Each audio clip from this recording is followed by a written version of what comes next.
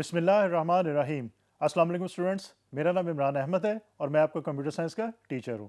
Students, आज का जो हमारा लेक्चर है हमारी बुक के चैप्टर नंबर 3 से रिलेटेड है। स्टूडेंट्स, आज के लेक्चर के अंदर ये देखेंगे कि डेटा ट्रांसमिशन की जो टाइप्स हैं वो हमारे पास कौन कौन सी अवेलेबल है। तो स्टूडेंट्स, आइए फिर आज का लेक्चर स्टार्ट करते हैं। स्टूडेंट्स, प्रीवियस लेक्चर्स के अंदर हमने बात की थी कि डाटा ट्रांसमिशन क्या होती है। मैं थोड़ा सा उसको ओवरव्यू आपको दोबारा दे देता हूँ, फिर हम उसकी टाइप्स की तरफ चलते हैं। स्टूडेंट्स, कंप्यूटर नेटवर्क के अंदर हमने देखा था कि जब हम दो से ज़्यादा डिवाइसेस को आपस में कनेक्ट करते हैं और डाटा को शेयर करते हैं। स्टूडेंट, डाटा को शेयर हम किस तरह कर सकते हैं?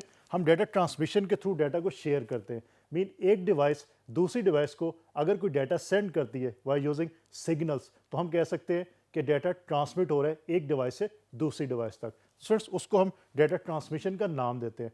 अब स्टूडेंट्स, कितने तरीकों से डाटा ट्रांसमिशन पॉसिबल हो सकती है, आज के लेक्चर में हम ये चीज़ देखेंगे। स्टूडेंट्स, यहाँ पे अगर आप ये देखें तो हमारे पास बेसिकली जो मेजर दो टाइप्स हैं डाटा ट्रांसमिशन की। First one is parallel and second one is serial transmission.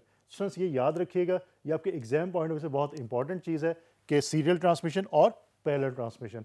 और स्टूडेंट्स, उसके बाद सीरियल ट्रांसमिशन के अंदर हमारे पास फर्दर जो है वो दो टाइप्स अवेलेबल हैं। एक को हम एसिंक्रोनस ट्रांसमिशन कहते हैं और एक को हम सिंक्रोनस ट्रांसमिशन का नाम देते हैं। तो स्टूडेंट्स, आइए वन बाय वन देखते हैं कि पैरेलल ट्रांसमिशन क्या होती है और सीरियल ट्रांसमिशन क्या होती है, और उसके बाद फिर हम ये देखेंगे कि हमारे पास सीरियल ट्रांसमिशन के अंदर जो एसिंक्रोनस ट्रांसमिशन है वो कैसे होती है और उसके साथ साथ जो सिंक्रोनस ट्रांसमिशन है वो कैसे होती है। So let's see. सबसे पहली हमारे पास टाइप है that is parallel transmission. It involves the concurrent flow of bits of data through separate communication lines. Students, basically इसका जो मेजर है इसके अंदर ये होता है कि आपकी बिट्स जो हैं वो एक से ज़्यादा बिट्स एक ही वक्त में सोर्स से डेस्टिनेशन तक सेंड की जा सकती हैं। इसका ये मतलब है कि हमें डिफरेंट कम्युनिकेशन जो लिंक्स हैं या कम्युनिकेशन लाइंस की ज़रूरत पड़ती है इस केस के अंदर, और आपकी कंकरेंट जो है फ्लो ऑफ बिट्स होता है, जिसको स्टूडेंट्स मैंने आप यहाँ पे रेड के साथ मेंशन भी कर दिया है ताकि आप लोगों को याद रहे कि आपकी जो पैरेलल ट्रांसमिशन उसकी डेफिनेशन क्या है। मैं एक दो फिर इसको रिपीट कर देता हूँ।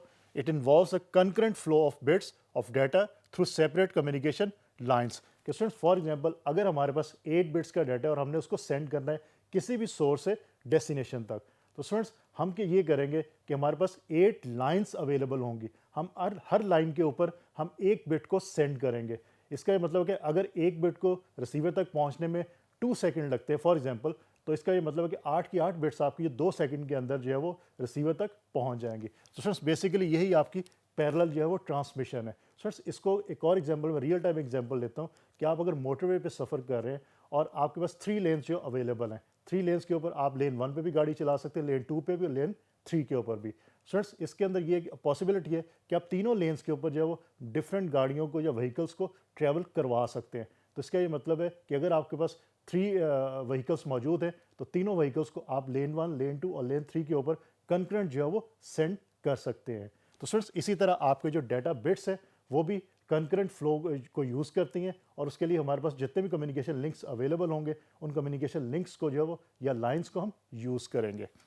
Internal transfer of binary data in a computer usage a parallel mode. Students, थोड़ा सा प्रीवियस लेक्चर्स को ज़हन में लेके आइए। हमने बात कर रहे हैं यहाँ पे बाइनरी डाटा की। स्टूडेंट्स, आपको ये पता है और मैं ये बातें प्रीवियस लेक्चर्स के अंदर बता भी चुका हूँ कि हमारा जो कंप्यूटर्स हैं वो सिर्फ और सिर्फ बाइनरी डाटा या बाइनरी डिजिट को जो है वो प्रोसेस कर सकते हैं।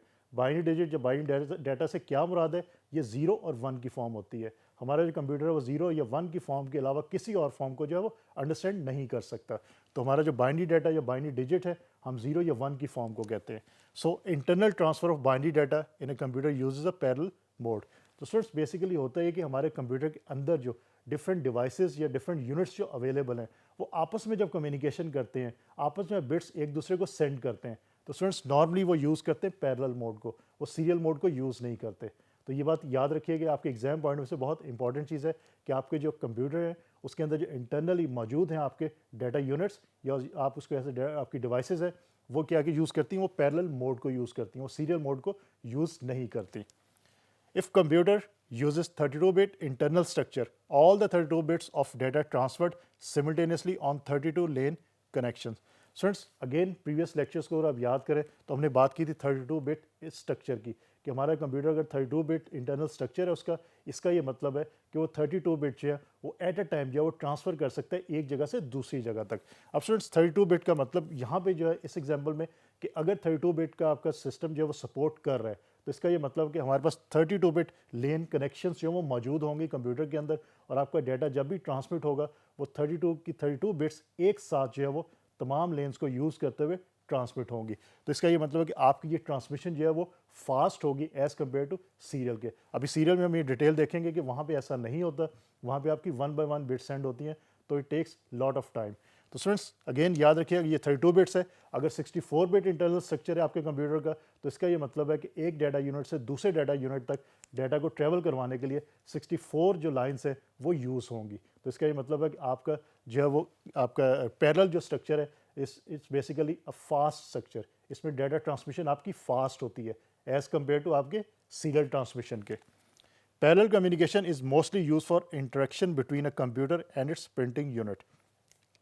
स्टूडेंट्स अगर याद हो आपको लेक्चर्स में हमने आउटपुट डिवाइसेस की बात की थी और प्रिंटर्स की हमने बात की थी, तो स्टूडेंट्स नॉर्मली आपके जो कंप्यूटर का प्रोसेसर और जो आपका प्रिंटर यूनिट है, जो आपका प्रिंटर है, उसके दरमियान जो कम्युनिकेशन होती है वो मोस्टली केसेस के अंदर आपकी पैरेलल कम्युनिकेशन ही होती है। मीन अगर आपने किसी इमेज को प्रिंट करवाना है या किसी भी डॉक्यूमेंट को आपने प्रिंट करवाना है प्रिंटर के ऊपर, तो स्टूडेंट्स बेसिकली होता क्या है कि आपके जो कंकरेंट फ्लो जो वो डाटा जो सेंड होते हैं, कंकरेंट बिट्स आपकी सेंड होती है। मीन अगर आपका इंटरनल स्ट्रक्चर है कंप्यूटर का 32 बिट, तो आपकी 32 लेन्स जो है वो अवेलेबल होंगी आपके सिस्टम से प्रिंटर तक डाटा को पहुंचाने के लिए। अगर 64 बिट आर्किटेक्चर है आपके कंप्यूटर का, तो 64 लेन्स जो है वो अवेलेबल होंगी आपके कंप्यूटर से जो है वो प्रिंटर तक।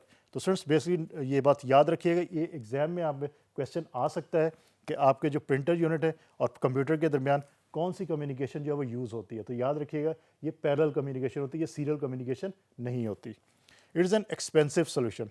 स्टूडेंट्स अब ये एक्सपेंसिव सोल्यूशन क्यों है, इसकी बात देखिए, बात ये है कि अभी हमने बात की कि हमारे पास जितनी बिट्स होंगी उतने ही हम जो है लेंस को या लाइंस को हम यूज़ करेंगे एक्स्ट्रा। तो स्टूडेंट्स जब एक्स्ट्रा लाइंस को हम यूज़ करेंगे तो डेफिनेट बात है कि ये एक्सपेंसिव होगा, क्योंकि ज़्यादा लाइंस अगर आप प्रोवाइड कर रहे हैं कंप्यूटर के अंदर एक जैसे दूसरे का डाटा सेंड करने के लिए, तो आपको कॉस्ट भी पे करनी पड़ेगी। लेकिन अगर कम लाइंस आप यूज़ करेंगे तो आपको कॉस्ट कम पे करनी पड़ेगी। इसकी रियल टाइम एग्जांपल अगेन मैं मोटरवे की एग्जांपल आपको देता हूँ कि अगर हमने 3 लेन आर्किटेक्चर बनाया, हम 3 जो व्हीकल्स एट अ टाइम जो वो ट्रांसफ़र कर सकते हैं एक जगह से दूसरी जगह तक, तीनों लेन्स को यूज़ करते हुए। और अगर स्टूडेंट हम ये चाहते हैं कि हम जो 6 व्हीकल्स हैं उनको एट अ टाइम जो है वो सोर्स से डेस्टिनेशन तक सेंड करें या ट्रांसफ़र करें, तो हमें 3 लेन्स और बनानी पड़ेंगी। अब 3 लेन्स जब और हम बनाएंगे तो डेफिनेट बात है कि वो आपका एक्सपेंस होगा, आपको पे करना पड़ेगा ज़्यादा, आपको उसको बनाने के लिए जो है वो कॉस्ट आपकी बहुत ज़्यादा आएगी। लेकिन अगर आप 3 लेन्स ही रखेंगे या 3 लेन से आप 2 लेन्स करेंगे या 1 लेन करेंगे, तो आपकी जो कॉस्ट है वो रिड्यूस हो जाएगी और कम हो जाएगी। दैट्स वाई आपका जो पैरेलल ट्रांसमिशन है that is an expensive solution. तो जो इसको कर सकते हैं, एक्सपेंस को बर्दाश्त कर सकता है, बेयर कर सकता है, वही इसको यूज़ करते हैं। अदरवाइज आपके जो पहले सिस्टम्स यूज़ होते थे वो पैरेलल ट्रांसमिशन को यूज़ नहीं करते थे। स्टूडेंट्स अब मैं आपको पैरेलल ट्रांसमिशन की जो एक फिगर दिखाता हूँ, उस फिगर के थ्रू आपको जो अंडरस्टैंड करवाते हैं कि जी पैरेलल ट्रांसमिशन होती क्या है। सो लेट्स सी कि वो फिगर क्या कहती है। स्टूडेंट्स अगर आप ये फिगर को देखें, इसमें हमारे पास 2 डाटा यूनिट्स हमारे मौजूद है। एक आपका सोर्स डाटा यूनिट है और एक आपका डेस्टिनेशन डाटा यूनिट है। स्टूडेंट्स ये एग्जांपल लिखिए कि अगर आपके कंप्यूटर्स के इंटरनल जो डिफरेंट डाटा यूनिट्स अवेलेबल हैं वो अगर आपस में कम्युनिकेशन करते हैं तो कैसे करते हैं। तो स्टूडेंट्स यहाँ पे जो एग्जांपल के अंदर आपका एक सोर्स डाटा यूनिट है और आपका एक डेस्टिनेशन डाटा यूनिट्स है। और एग्जांपल के तौर पे ये कहा गया है कि आपका जो एन है, एन की वैल्यू मीन कि आपकी जो नंबर ऑफ लाइन्स कितनी हो सकती हैं, वो 8 भी हो सकती हैं, 16 भी हो सकती हैं, 32 भी हो सकती है और इवन 64 भी हो सकती हैं। तो यहाँ पे एग्जांपल में क्योंकि आप देख सकते हैं कि आपके एग्जांपल के अंदर यहाँ पे हमने बताया 0, 1, 2 से लेके n-1 तक लेन्स जो अवेलेबल हैं। स्टूडेंट्स n-1 क्यों कहा गया, क्योंकि हमने 0 से स्टार्ट किया है। अगर हम 1 से स्टार्ट करेंगे तो फिर n तक जाएंगे, अगर हम 0 से स्टार्ट करेंगे तो फिर n-1 तक जाएंगे। तो स्टूडेंट्स इस पर अगर आप पहले देखें तो सबसे पहले आपकी जो ट्रांसमिट हो रही है bit that is 0। For example हमने एक डाटा सेंड करना था सोर्स से डेस्टिनेशन तक और वो आपका डाटा था 0101। तो स्टूडेंट्स जो पहली आपकी बिट ट्रांसमिट हो रही है वो 0 हो रही है। नेक्स्ट आपकी बिट जो सेकंड है वो आपकी 1, फिर 0 और फिर 1। और स्टूडेंट आप देख सकते हैं कि इस आर्किटेक्चर के अंदर मीन पैरेलल आर्किटेक्चर के अंदर आपकी 4 की 4 बिट्स जो एक वक्त में एक सोर्स से डेस्टिनेशन तक जो है वो सेंड हो रही हैं। ऐसा नहीं हो रहा कि आपकी पहले एक बिट जाएगी और फिर दूसरी बिट जाएगी। तो students that's why this is the fast transmission as compare to serial transmission के।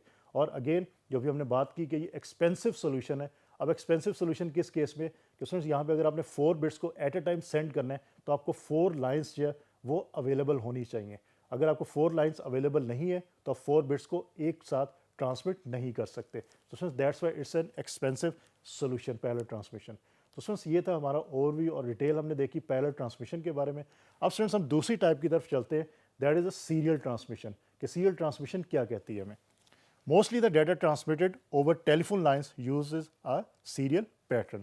स्टूडेंट्स आप लोग टेलीफोन यूज़ करते होंगे, तो टेलीफोन लाइंस के ऊपर जो आपका डाटा ट्रैवल होता है मोस्टली केसेस के अंदर वो सीरियल ट्रांसमिशन होती है। स्टूडेंट्स सीरियल और पैरेलल के अंदर एक मेजर डिफरेंस है, वो मैं आपको बता देता हूँ। वो इनकी डेफिनेशंस भी है और इनके अंदर डिफरेंस भी है।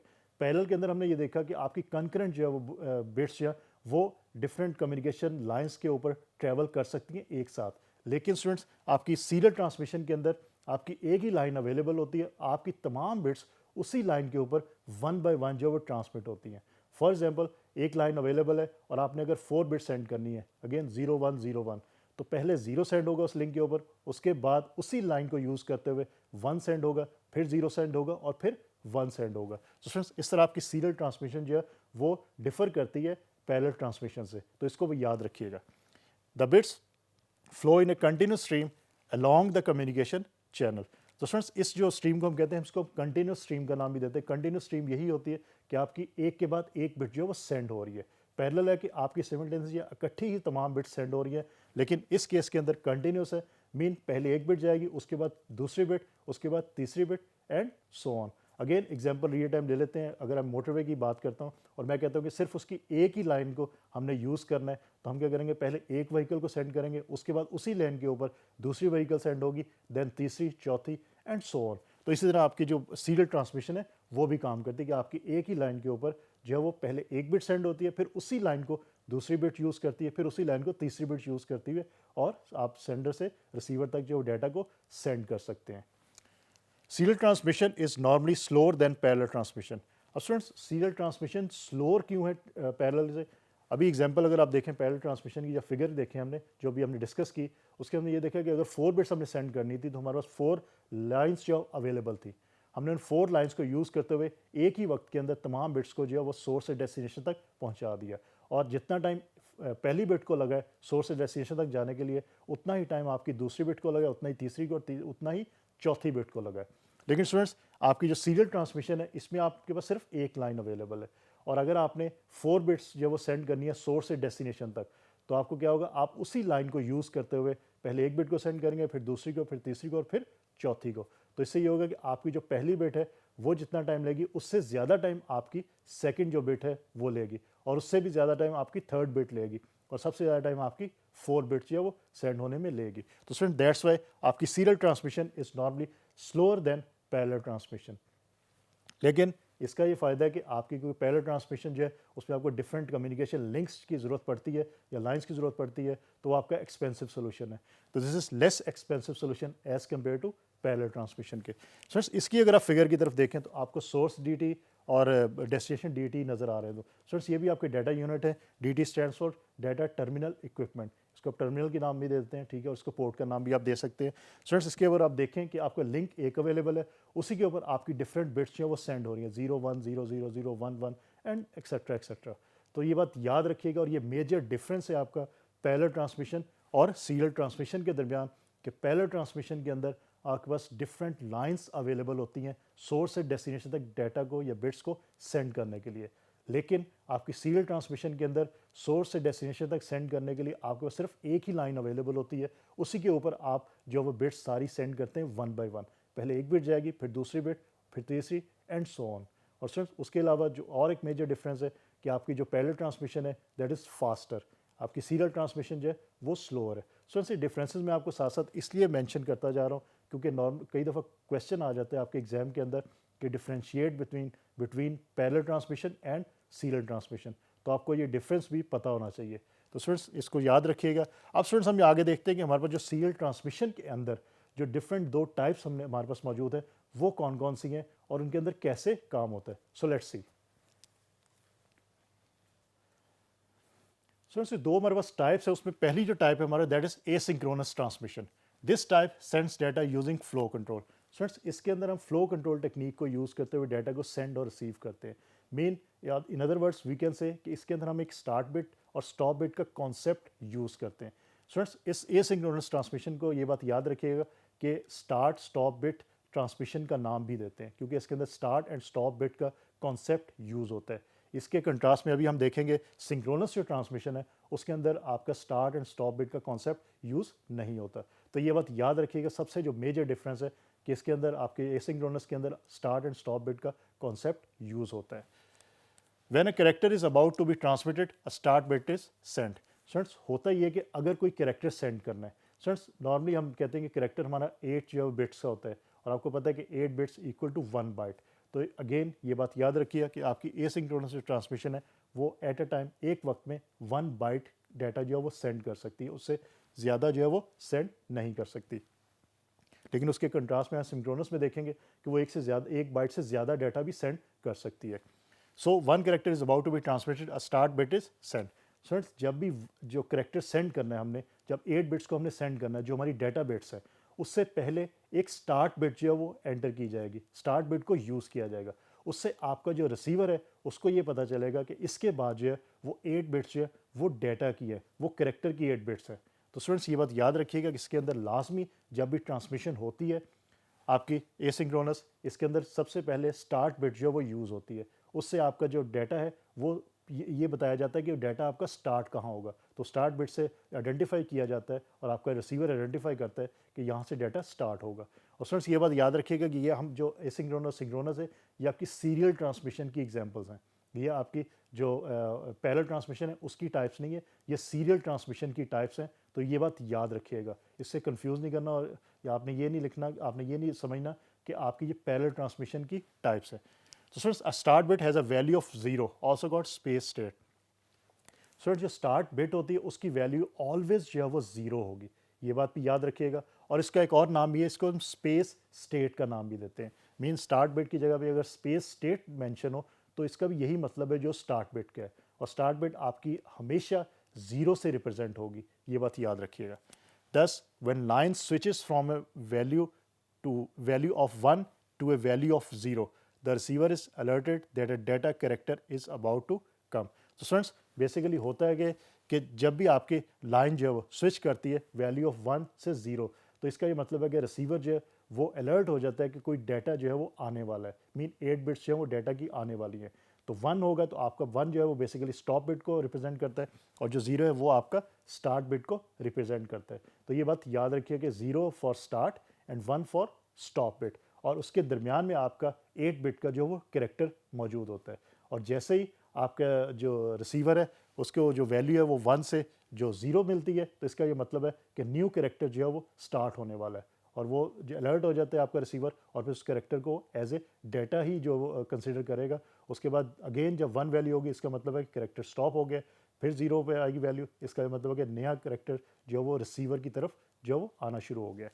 तो स्टूडेंट्स, बेसिकली आपका ये इस तरह एसिंक्रोनस के अंदर काम होता है, और स्टॉप बिट को 1 से रिप्रेजेंट करते हैं, और इसको भी हम एक और नाम भी देते हैं, that is called mark state. जिस तरह हमने बात की कि अभी 0 या आपकी जो स्टार्ट बिट है उसको हम स्पेस स्टेट का नाम देते हैं, इसी तरह स्टूडेंट्स हम स्टॉप बिट या 1 को हम मार्क स्टेट का नाम देते हैं। स्टूडेंट्स, ये दोनों नाम आपके जो एग्जाम्स के अंदर पूछे जा सकते हैं, तो ये बात याद रखिएगा कि आपकी स्टॉप बिट है वो रिप्रेजेंट करती है मार्क स्टेट को, और आपकी जो स्टार्ट बिट है वो रिप्रेजेंट करती है स्पेस स्टेट को। सो इसको अच्छी तरह याद रखिएगा। सर, अब बात करते हैं जो हमारे पास दूसरी टाइप है सीरियल ट्रांसमिशन के अंदर, वो कौन सी है? That is synchronous transmission. अभी हमने एसिंक्रोनस की बात की, अब हम सिंक्रोनस की बात करते हैं। स्टूडेंट, सबसे पहले तो देखते हैं कि मेजर डिफरेंस क्या है एसिंक्रोनस और सिंक्रोनस के अंदर। एसिंक्रोनस की डेफिनेशन में हमने ये देखा कि हम स्टार्ट एंड स्टॉप बिट का जो कॉन्सेप्ट है वो यूज़ करते हैं।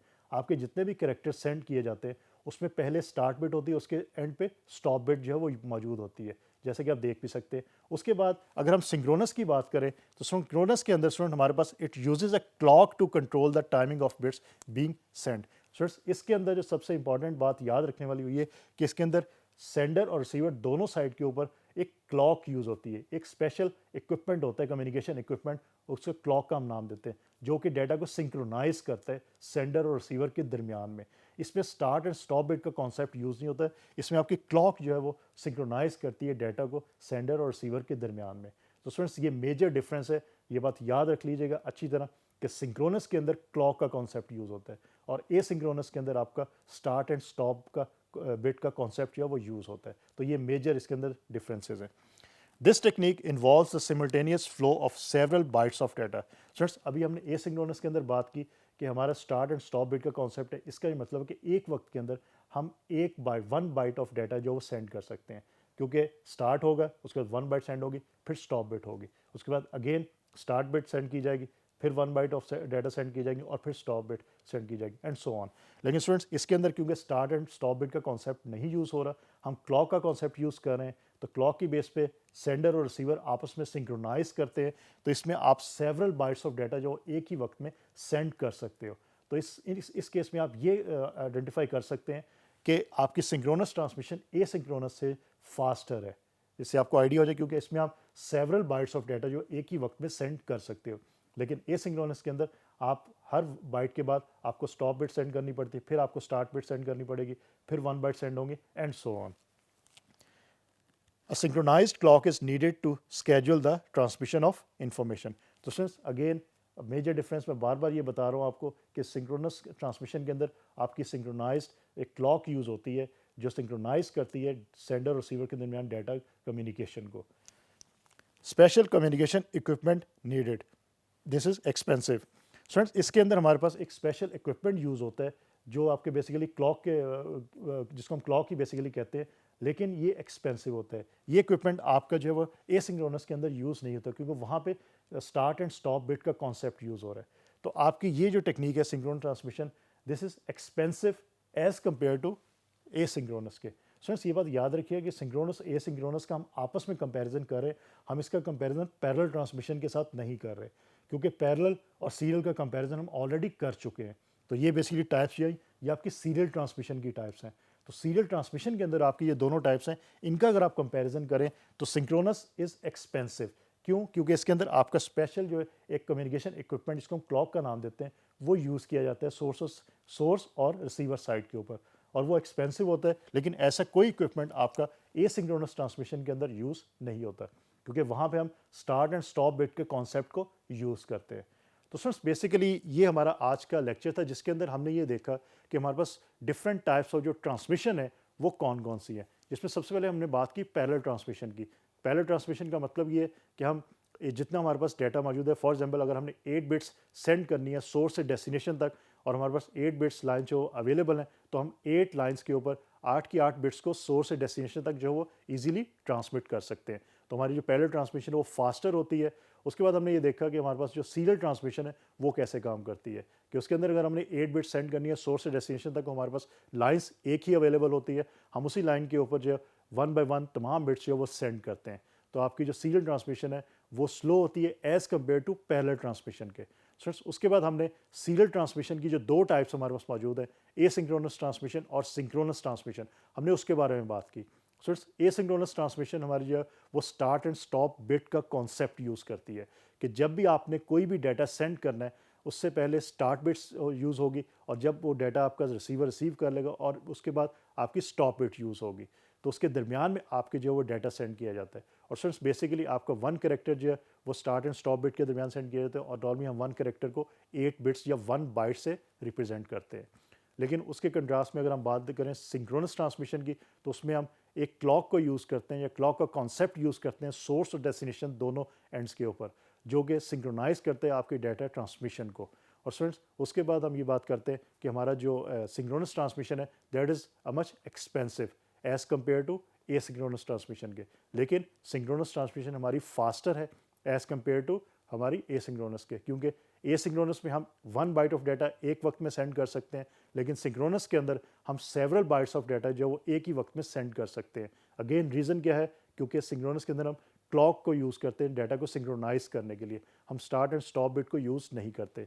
लेकिन आपकी एसिंक्रोनस के अंदर हम स्टार्ट एंड स्टॉप बिट को यूज़ करते हैं डाटा को सिंक्रोनाइज करने के लिए।